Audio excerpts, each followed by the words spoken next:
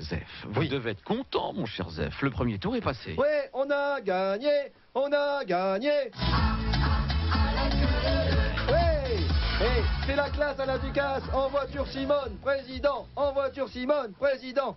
Vous voyez, sans programme, c'est possible. Comme vous y allez, il y a encore le deuxième tour, mon ami. Ouais, vous avez raison, mais j'essayais d'user un stratagème pour ne pas parler de la chose, quoi. D'accord, d'accord. Du deuxième tour, Macron-Le Pen Oui. ou Macron-Le Pont, comme vous voulez. Hein. Bon, je sais qu'on pense aujourd'hui, pour la majorité d'entre nous, qu'il a déjà gagné, le petit. Sa maman lui a déjà acheté sa nouvelle trousse et des slips propres pour la rentrée.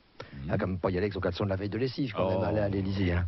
Ah bah, vous savez, celui qui est au fond du tiroir, c'est qu'il reste plus que le caleçon fétiche ou la culotte qu'on veut pas acheter parce que c'est le dernier genre de lessive, quoi. Même s'il y a une partie de notre anatomie qui prend l'air. Du coup, lui, on lui dirait plus salut Macron, mais salut Macron. Alors, vous n'êtes pas venu pour nous parler des sous-vêtements d'Emmanuel Macron, quand même. Non. Vous préférez que je vous parle des marronnes de Marine? Non plus. Non, je vois votre tête que non. Non, mais j'avais bien vu que ça vous tentait pas vraiment. Alors parlons de ce qui nous préoccupe. La famille Le Pen est au second tour de l'élection présidentielle pour la deuxième fois de notre histoire. Oui. Voilà, c'est bien. Voilà. Les électeurs de Marine Le Pen, moi je dis, sont des fidèles au sens religieux du terme, vous savez. Ils ont la foi, l'espérance folle que quelque chose existe alors qu'on l'a jamais vu et qu'il y a de grandes chances qu'on ne le vit jamais.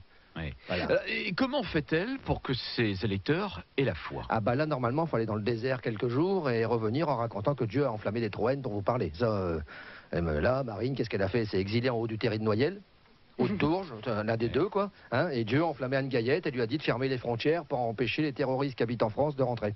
Alors qu'il a sûrement dit qu'il était temps qu'on arrête de lui casser les houilles en lui envoyant des prophètes à la mort moelle, la fricadelle, hein, à mon avis. À mon avis. C'est à vous. Ah bon?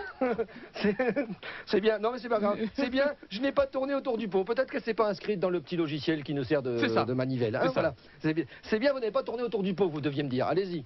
C'est bien, vous n'avez pas tourné autour du pot. Bravo. J'aurais pu. C'était facile. C'était facile. Il me suffisait de vous faire une chronique sur la pêche à la mouche dans le Loir-et-Cher, qui, comme vous le savez, est une grande région d'Elpech, puisque sa famille habite dans le Loir-et-Cher. Ah ouais, bah je sais, mais c'est pas parce que la marine est au deuxième tour qu'on doit arrêter de se marrer.